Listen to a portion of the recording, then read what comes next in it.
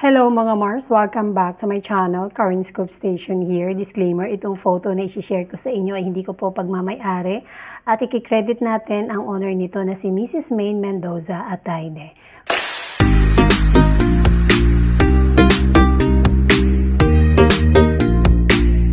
Without further ado, let's start. But yung ibang photos ay nakita ko lang sa social media.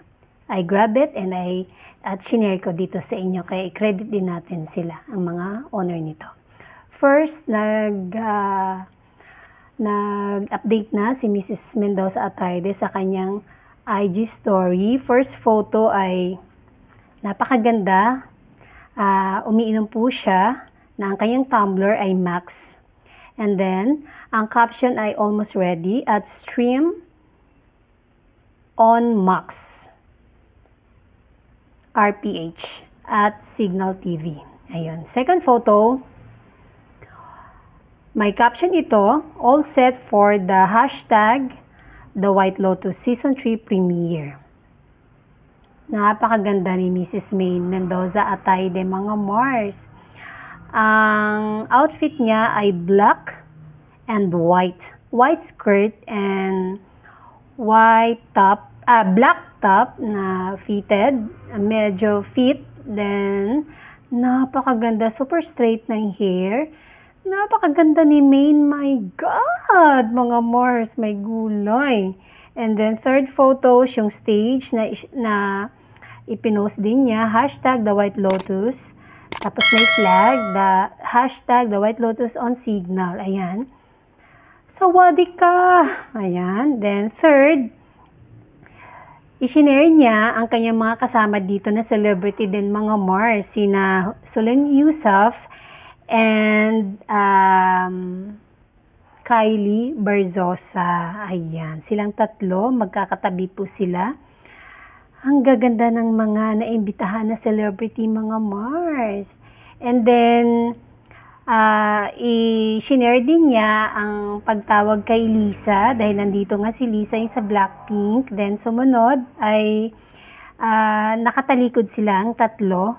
Kita mo yung butterfly tattoo ni Maine Mendoza na nakaharap sila sa stage nung tinawag si Lisa at in-interview. Ayan, shinare din niya, cutie daw. Ang caption niya dito kay Lisa is cutie. Then, next siya ulit, nasa stage na siya, nung tinawag na siya sa stage. Nung tinawag kasi si Maine sa stage, nung ipinakilala na nga siya, kasama niya dito si Kylie Verzosa. After nilang tinawag sa stage, ay bumaba nga sila.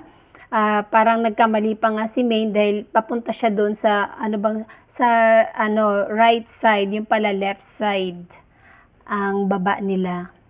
So, sumunod siya doon kay Kylie, tapos pumunta sa baba, and then, picture-picture na mga paparazzi doon, mga Mars. Ayun, ang saya.